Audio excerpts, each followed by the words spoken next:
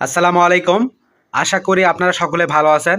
আলুর আপডেট বাজার তুলে ধরার জন্য নতুন একটা ভিডিওতে চলে আসলাম আপনাদের মাঝে। আজকে জানিয়ে দেব কৃষক পর্যায়ে কত টাকা বেচাকেনা হচ্ছে আলু, অর্থাৎ যারা ঘরে সংরক্ষণ করে রেখেছিল। পাশাপাশি বর্তমান কিন্তু অনেক কয়েকটা কোল্ড স্টোরেজ খুলেছে, আপনারা জানেন। তো কোল্ড স্টোরেজ থেকে কত টাকা কেজি দরে আলু বেচাকেনা হচ্ছে বর্তমান, আলুর ভাড়া কত নিচ্ছে কোল্ড স্টোরেজ কর্তৃপক্ষ, তো সব কিছুই কিন্তু আজকের ভিডিওটিতে পেয়ে যাবেন, তাই ভিডিওটি শেষ পর্যন্ত দেখবেন। আমার ইউটিউব থেকে ভিডিওটি দেখে থাকলে অবশ্যই চ্যানেলটি সাবস্ক্রাইব করবেন। ফেসবুক পেজ থেকে দেখে থাকলে অবশ্যই পেজটি ফলো দেবেন। তো আজকে 2 জুন 2025 রোজ সোমবার জানিয়ে দেবো আজকের আলুর আপডেট বাজার। আমি যে বাজারটা তুলে ধরি এটা জয়পুরহাট সদর উপজেলার বাজার। তো সাদা ডায়মন্ড আলু বাসাবাড়ি থেকে বর্তমানে যে মূল্য বেচাকেনা হচ্ছে সেটা হচ্ছে 420 টাকা সর্বোচ্চ প্রতি মন, এবং লাল স্টিক জাতের আলু 390 টাকা সর্বোচ্চ প্রতি মন। তো জয়পুরহাটে কিন্তু আলু প্রায় শেষের দিকে, অনেকেই কিন্তু অনেকভাবে ফোন দিচ্ছেন, মেসেজ করতেছেন যে জয়পুরহাটে আলু শেষ হয়েছে কিনা বা আরও আলু আছে কিনা।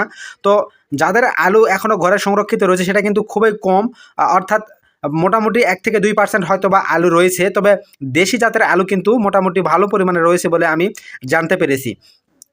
তো দেশি পাকড়ি আলু কিন্তু জয়পুরহাটের সদরের বাজার হচ্ছে 370 থেকে 420 টাকা পর্যন্ত কিন্তু বেচাকেনা হচ্ছে 3 মিল আলু, এবং যেটা বড় সাইজের আলু সেটা কিন্তু 450 থেকে 470, এবং যেটা সাপ্লাই সেটা কিন্তু 480 থেকে 500 টাকা পর্যন্ত কিন্তু বর্তমান দাম চলতেছে। তো কোল্ড স্টোরেজ খুলেছে এটা আপনারা অবশ্যই সকলেই জানেন কম বেশি। তো কোল্ড স্টোরেজ পর্যায়ে আলুর দাম কিন্তু মোটামুটি কোল্ড স্টোরেজ যখন খুলেছিল তখন কিন্তু একটু বেশি ছিল, তো বর্তমানে কিন্তু একটু দাম কমে গেছে। তো কোল্ড স্টোরেজ পর্যায়ে লাল স্টিক জাতের আলু 16 টাকা থেকে 16 টাকা 50 পয়সা প্রতি কেজি দরে বেচাকেনা হচ্ছে, এবং সাদা ডায়মন্ড আলু বেচাকেনা হচ্ছে 17 টাকা থেকে 17 টাকা 50 পয়সা প্রতি কেজি দরে। তো অনেকেই হয়তো বলতে পারেন যে 16 টাকা 17 টাকা কেজি দরে আলু বিক্রি করে তো লস হচ্ছে। ভাই, যারা বর্তমানে আলু বিক্রি করতেছে তাদের কিন্তু প্রচুর পরিমাণে লস হচ্ছে কোল্ড স্টোরেজ থেকেও। আর যে আলুগুলো বর্তমানে কোল্ড স্টোরেজ থেকে বিক্রি হচ্ছে বা বের হচ্ছে এটা কিন্তু একদম কৃষকের আলু। কৃষকেরা হয়তো বা একটু চিন্তিতের মধ্যে আছে যে তারা আলু বর্তমানে বিক্রি করতেছে, সামনে হয়তো বা আরও দাম কমে যাবে, এই চিন্তায় কিন্তু অনেকে আলু বিক্রি করতেছে। আবার কিন্তু অনেকে আলু বিক্রি করতেছে তাদের কাছে টাকা পয়সা নেই, সামনে একটা কোরবানি আসতেছে। তো সব কিছু মিলিয়ে কিন্তু কৃষকেরা বর্তমানে কম দামে আলু বিক্রি করতে এক প্রকার বাধ্য হচ্ছে।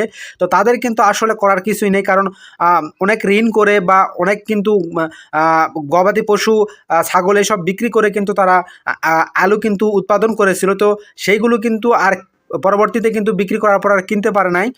তো অনেকেই কিন্তু ঋণ করে বিভিন্ন এনজিও থেকে তো টাকা উত্তোলন করার পর কিন্তু তারা আলু উৎপাদন করেছিল। তো সেই সকল কৃষকেরা কিন্তু বর্তমানে অনেক কম দামে কিন্তু বর্তমানে আলু কোল্ড স্টোরেজ থেকে ছেড়ে দিচ্ছে বা বিক্রি করতেছে, এটা কিন্তু তারা বাধ্যগত হয়ে বিক্রি করতেছে, তাদের কিন্তু এটা ছাড়া আর কোনো উপায় নেই। আর সরকারিভাবে কিন্তু এখনও কোনো উদ্যোগ আমরা গ্রহণ করতে দেখি নাই। আলু কিন্তু আমরা যেটা ভাবতেছিলাম যে হয়তো বা সরকারি উদ্যোগে বাইরে আলু চলে যাবে, বেশি বেশি রপ্তানি হবে, তো সেটা কিন্তু হচ্ছে না বা হয় না এখনও। তো এটা হবে না বলে আমরা কিন্তু ধারণা করতেছি। তো আমরা চাইবো যে ভবিষ্যৎ বা সামনে যে দিনগুলো রয়েছে সেখানে যেন সরকারি কর্তৃপক্ষ যেন একটু সুনজর এবং সুদৃষ্টি দেয় কৃষকদের প্রতি, বিশেষ করে সার, বীজ, কীটনাশক এই সকল জিনিসের যদি দাম সামনে যদি কমানো হয় তাহলে কিন্তু কৃষকদের উৎপাদন ব্যয় বা উৎপাদন খরচ অনেকটাই কমে যাবে। আর সেক্ষেত্রে কিন্তু কৃষকেরা কম দামে যদি তাদের ফসল যদি ছেড়ে দেয় তাহলে কিন্তু তাদের হয়তোবা তেমন একটা লস হবে না বা হয়তোবা কিছুটা লাভ করতে পারবে। কিন্তু যখন আপনার উৎপাদন খরচ বেশি হয়ে যায় তখন কিন্তু কম দামে পণ্য বিক্রি করে কিন্তু কৃষকরা প্রচুর পরিমাণে লস করে। তো আমরা কিন্তু এখন ধানের একটা সিজনের ধানে বা ধানের একটা মৌসুমে রয়েছি। তো ধানের বাজারও কিন্তু মোটামুটি খুব একটা ভালো নয় এবছর। তো সব কিছু মিলিয়ে কিন্তু কৃষকেরা বর্তমানে কিন্তু একটা গ্যারাকলের মধ্যে রয়েছে, অর্থাৎ যেটাই উৎপাদন করতেছে সেটাতেই কিন্তু বর্তমানে তারা লস করতেছে। তো এই বছর 2025 সালে কিন্তু কৃষকদের জন্য লোকসান বা লসের একটা বছর। তো আমরা কিন্তু সেই ক্ষেত্রে কৃষকদের সরকারের প্রতি যে সদাচরণ করা উচিত বা কৃষকদের পাশে এসে দাঁড়ানো উচিত, এত লস হওয়ার সত্ত্বেও কিন্তু আমরা দেখতেছি যে কৃষকদের পাশে কিন্তু সরকারি কোনো কর্তৃপক্ষ বা সরকারি কোনো হস্তক্ষেপ আমরা দেখতেছি না। তো এই হচ্ছে বর্তমান আলুর বাজার আপডেট।